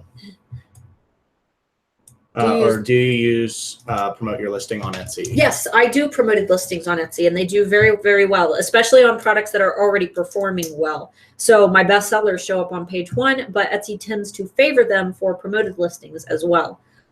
So yes, I do use them, and they are very effective. Linda, what do you think of the double Google Shopping that Etsy is offering? I think it's great. I really like I love Google Shopping. So right now is a really good time to test it. Just do it for the holidays. And if it doesn't work for you, cancel it. Janet, what do you think about the Google $5 deal? I don't know what the Google $5 deal is. So if you want to tell me in the comments, I might be able to help you, but I'm not sure what that is. Yeah, we're pretty behind, so I don't know if we'll get that far. Let's see, Missy, I have some issues on Etsy, or I have had some issues using symbols. There was a time when it omitted these items from search. The bar has always worked fine. Are you talking about specifically searching for with keywords? those? Yeah, she means with keywords. No, I use the slashes, and I'm on page 1 for the search term couples. That is a single word keyword, which anybody who knows anything about SEO knows how hard that is. But the word couples, I'm ranking on page 1, and I use forward slashes, and they do not affect my SEO negatively at all. So that should be indication enough that it's perfectly fine. Do you have the link for free etsytraining.com? I can't find it. Somebody posted it down below. It's freehandmadetraining.com. Beatrice, what sell a lot on Etsy? What sells a lot on Etsy? That's you need to do product research. I really wouldn't worry about that. You should if you're selling on Etsy for what sells a lot, that's kind of the wrong thing to be doing anyway. Sell what you like to make. Yeah, I mean, there has to be a market for it. I would look up who the heck are my Etsy customers. That's a video that I created, and that's going to help you to sell more to your target market as opposed to focusing on just creating a product, because ultimately you want to create a product that solves a problem that exists in the marketplace or a problem that somebody has. Those are the products that are going to sell. So if you try to create a product for a problem that nobody has, nobody's going to buy it. Right. And also you should, like I said, you should be making something that you enjoy making, because if money is your only motivator, you're not going to be motivated to make good products. Right. And so if like she loves making these keys, or she likes designing these keys, obviously we don't like sitting making hundreds of the same thing, but I do. But she really enjoys designing what she designs, and that should be your real end goal, is making something that's going to make you money. But that shouldn't be the only motivator you have, because you're not going to be thinking about, wow, people are going to really like this. Like I would put money at the back of your mind. And passion seeps through your work. So if you're passionate about it, people know it because they look at it and they see it. And if you go to my shop right now and you have any doubt that I'm passionate about what I do, then be sure to let me know, because I think that my work speaks for my passion. All right. Starla, do you have a live auction for your Black Friday sale, or is it just activated on Etsy for 24 hours? No, it's just activated on Etsy. I don't do the live. You mean like how I do my live product launches? I don't do those live. That I send out the coupon and I let everybody in my Facebook group know, oh, hey, it's about to post. 1 hour until it posts. Okay, the sale is in your email. Go run, go check, go look for it. And everybody rushes to check for it. Amazing gifts. My website is #1 in my state on Google Maps. That's Congratulations. Awesome. That is perfect.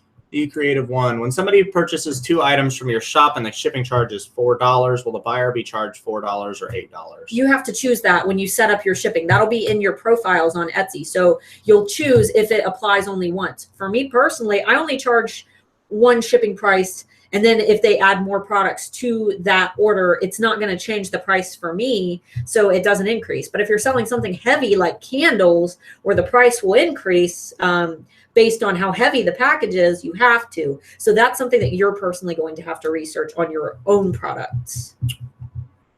Let's see. G. Morgan, on mobile devices, Etsy scrolls 2 across. How far does anyone really scroll? That's true. Yeah. That's true.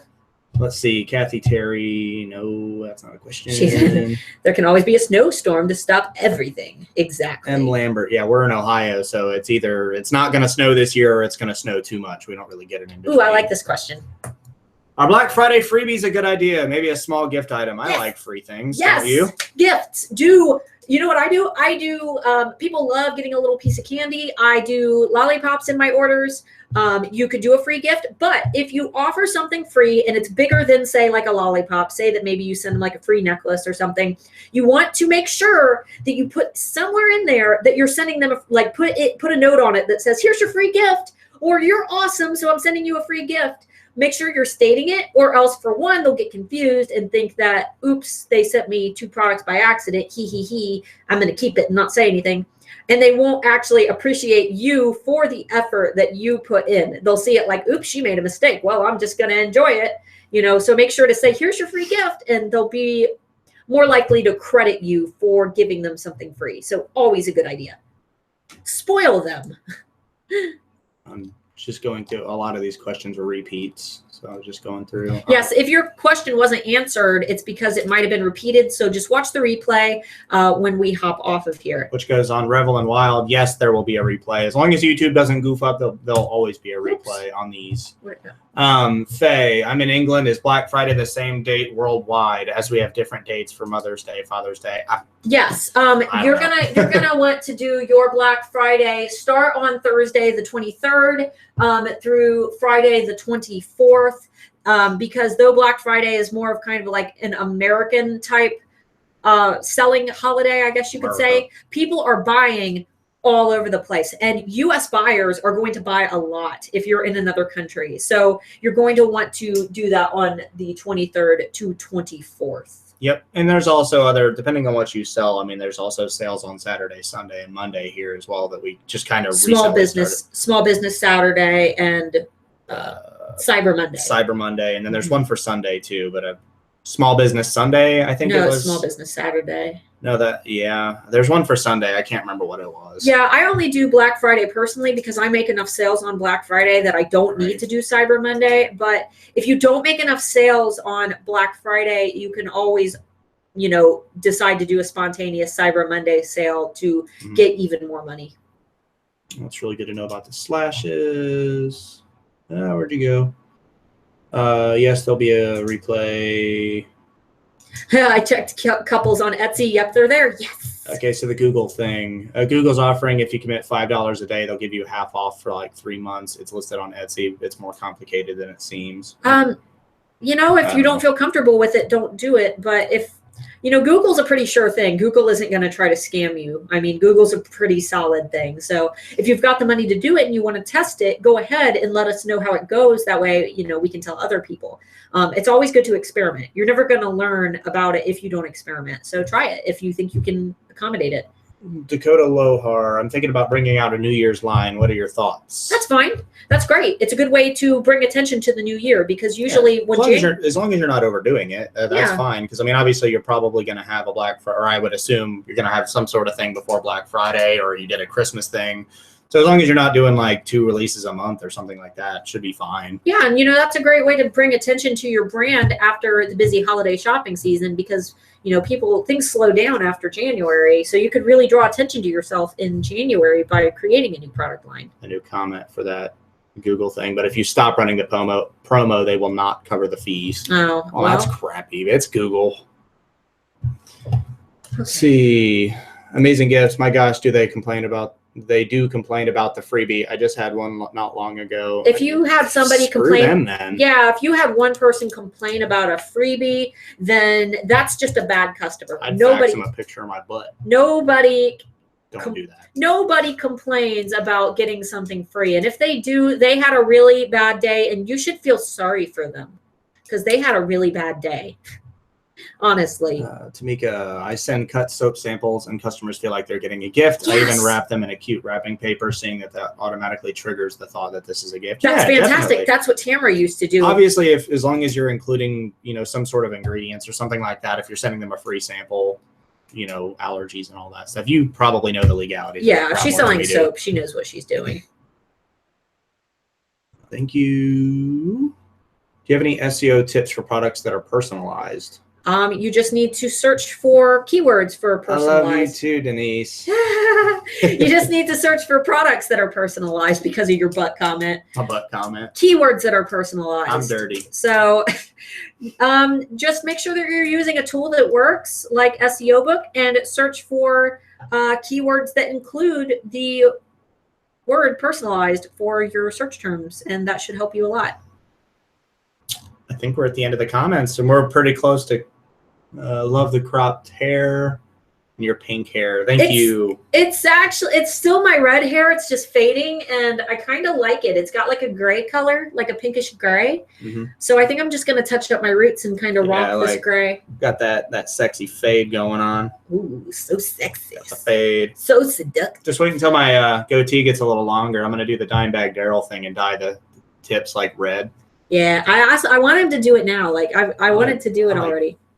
I like doing this thing. He sits and twists it into two. I don't even pay attention. It's like one of the nervous habits, but I can do this little. Now it looks like a butt. I don't care. It looks like a little butt. Black Friday is going to make my head explode. Mine too. Hannah. Oh, Hannah. Again, how much of the title should be long tail and how much short tail?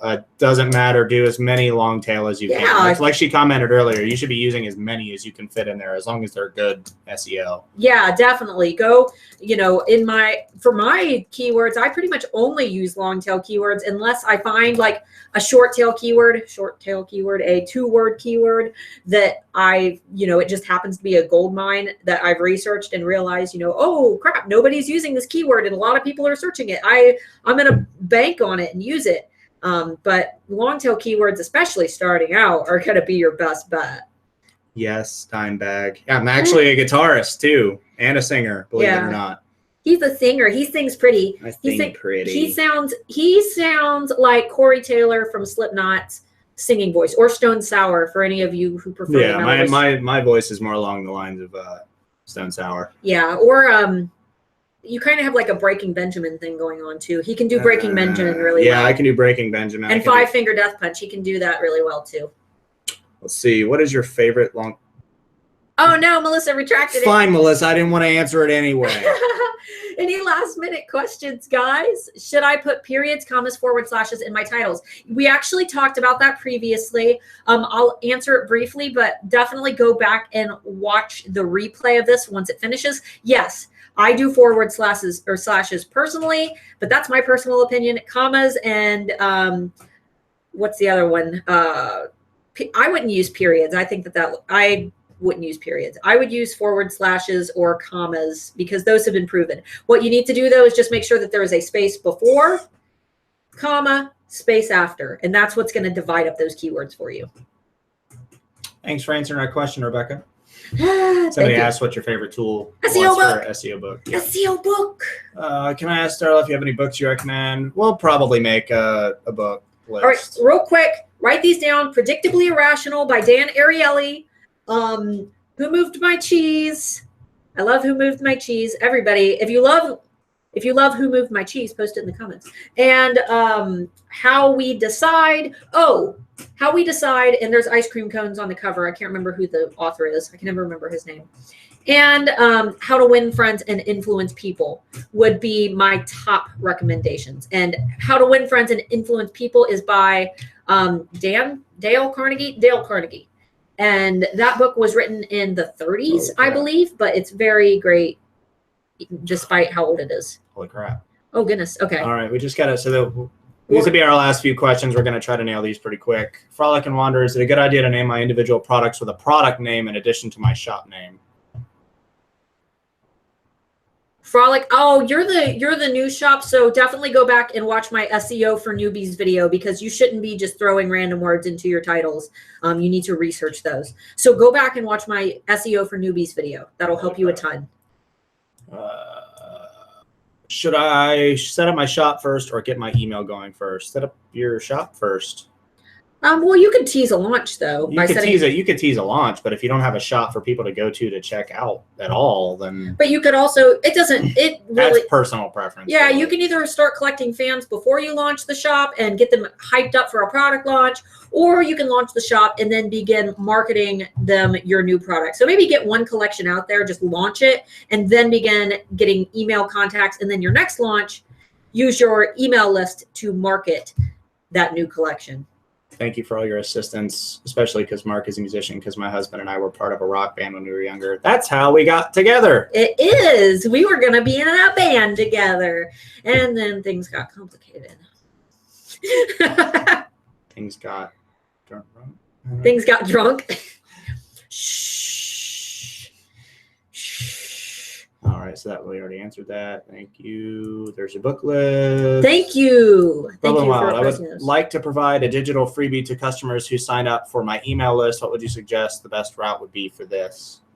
Like sending it, just send it to them and provide them with something that they're actually going to want. So, I've used this suggestion before. If you sell chore lists for children, printable chore lists, maybe send them a free yard work list for children. Or if you send out party invitations, maybe do complimentary like food tags for their meals where, with every that they can put in front of all the food and fill out their own, like whatever they're serving, things like that. Just something that they'll use. All right. I'm rebranding. When is a good time to close and reopen? There isn't really a good time. I just do it. Yeah, if you're going to do it, just do it. If you're really worried about getting Black Friday sales, wait until after the holidays. But the best thing to do is just get it done as quickly as possible if you're rebranding. Yep. Because, all you're doing is gathering more fans while you're waiting on what you're going to rebrand. And some people aren't going to like it. Some are. And to go along with what he just said, yeah, some people aren't going to like it. So what you want to do is let them know in advance, like, hey, in 3 weeks, we're going to be going through a shop makeover, yay! And make it like a big event where, yay, rebranding reveal day. Here it is, new shop. Don't you love it? So get them excited about it. Let's see. And also I would just make sure it's a positive message that you're putting out when you're transitioning over. And I honestly wouldn't even respond to criticism when it comes to rebranding, unless it's positive criticism. Yeah. If some people are really pissed off at you for that, I just ignore it, delete the comment, ignore negative criticism. Because Right. you don't want those people as customers anyway. Those are the people that are going to give you a 4-star because they don't give 5-star ratings. Yeah. Just screw those people. Most people will be happy for you. I rebranded because my shop wasn't Art by Starla Moore. It was, I sold art. That's why my shop's name is Art by Starla Like Moore. Jesse and James from Pokemon. No, I don't. Do we? He doesn't have the purple hair. He needs some purple hair.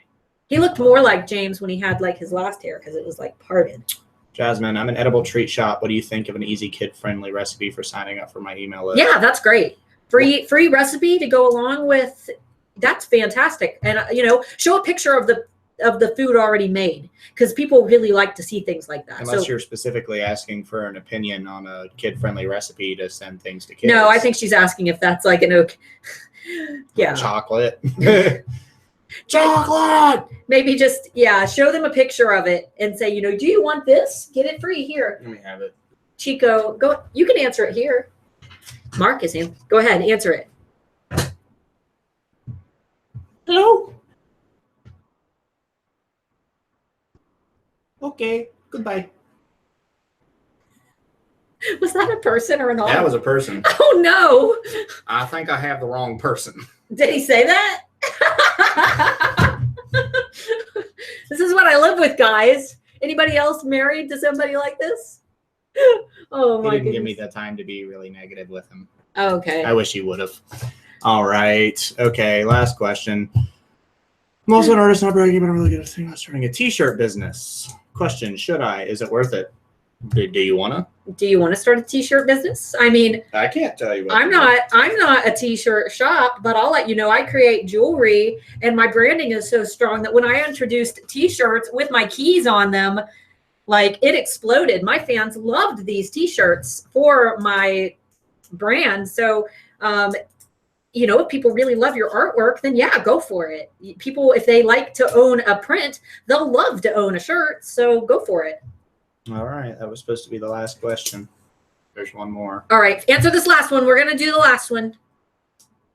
What's the last one? Is it a good idea to ever ask for your VIP club members to give you feedback on their favorite items? Yes, do that. And do that by email, because the more that you ask them questions via email, like you send out a question by email and they respond to it, that tells their inboxes that you guys are friends, and it's going to keep you from ending up in their spam. So if you can send a message that asks them to respond, then definitely do that. And it's going to help you stay out of their spam boxes, especially if you respond back. So you could even just do a copy and paste file that says, thanks for responding. I wrote down your suggestion. And that's a really good way to get some feedback from your customers. I'm just going to not scroll down so I don't feel bad if we miss a question. Okay, guys, we are done answering questions, but I do have a few announcements in case you haven't been here since the beginning of the stream. First announcement. On Instagram, in your Instagram name, if you want other handmade alphas to follow you, I want you to, in your Instagram name, type in capital H, the wolf emoji, capital A. Can somebody put that in the chat? That way our new people can see it.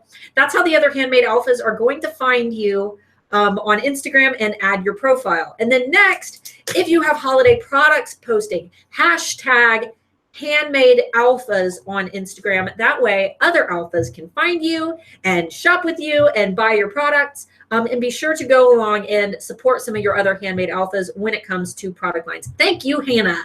Thank you.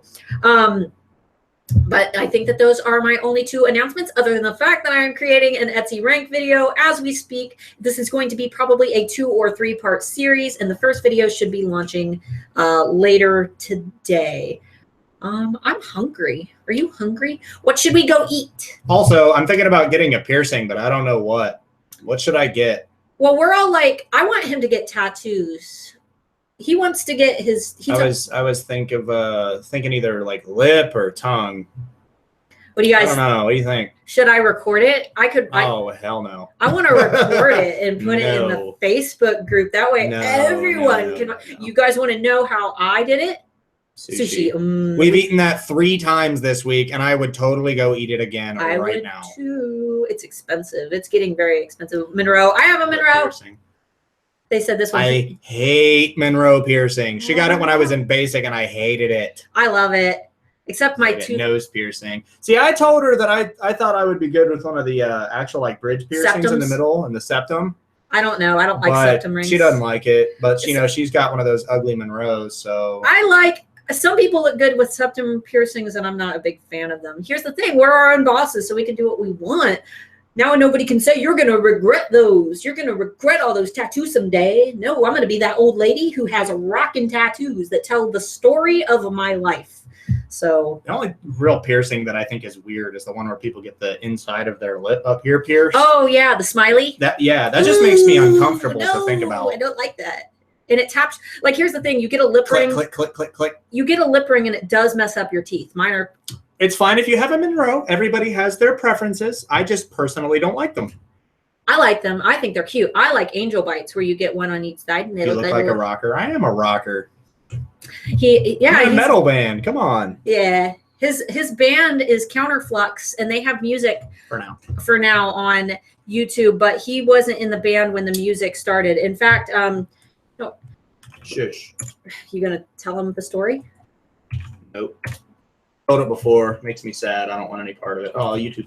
Whatever. So he's in a band, Counterflux, and he's taking place of his best friend, who was the guitarist for the band, who was killed with two other members of the band and one of their friends. It was 4 people that were killed in the accident, and he's taking place of his best friend now that we're back in Ohio. So the band name is Counterflux, and they're not like metal. They're more like, chill rock. Oh, you can post links, sweetie. They just can't. Oh, okay. I think that's what it is. Just double check. He'll post the link for you guys. And you can find him on Spotify too. That's where I listen. You can find us on anything that has music. We are on like 20 different sites. I don't know if this is the I think these are the pre-records before they were final mixed, but whatever. Faye said, I'm learning so much about piercings. I never knew you could put them in so many places. Faye, you can put a piercing anywhere. There are just some places that you probably shouldn't. They will pierce you anywhere. How about no? Here's the thing. When it gets cold, those get cold. Can you imagine that? We got through the whole stream without a spammer, and then we get this guy. Is that Daddy of 5? Daddy E05. Daddy O5. Daddy O5. Big Soldier just left us a comment that he looks like a Big Daddy O5. Hopefully that's not some type of weird lingo that I'm not familiar with. Does he look like a Daddy of 5? We've only got one. Should we have more?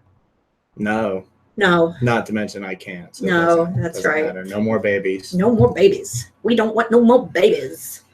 Thanks for all right, but we're gonna go ahead and head out, guys. Thank you so much for joining us in here today. Yes, we had a lot of fun. I think that this was probably one of the most fun streams that we've done so far. Oh, thank you. Got a lot of compliments on my makeup today. I'm talking about my eyeliner, not yours. Oh, you know what? He has these beautiful, thick, dark eyelashes, and he'll never use them. Like, what kind of evolutionary trait is that? He's got these beautiful eyelashes, and I do not. Mine are blonde, and I have to cake on so much mascara for them to even be visible. But he has these lovely black lashes that my daughter now has as well. So she's never going to have to wear mascara either. Meanwhile, I have to buy it by the boatloads. Who's a YouTuber? The dude I just banned? I don't care. He's not going to come in our stream and start talking like that. Yeah. Is he crap? Is he a YouTube? Oh, the guy. No, I think the guy that you mentioned, the Daddy O5. We'll have to. Oh, yeah. I don't care. Yeah. You know what? We've had spammers before, so. All right. Take it easy, everybody. All right. We'll see you next week. Bye.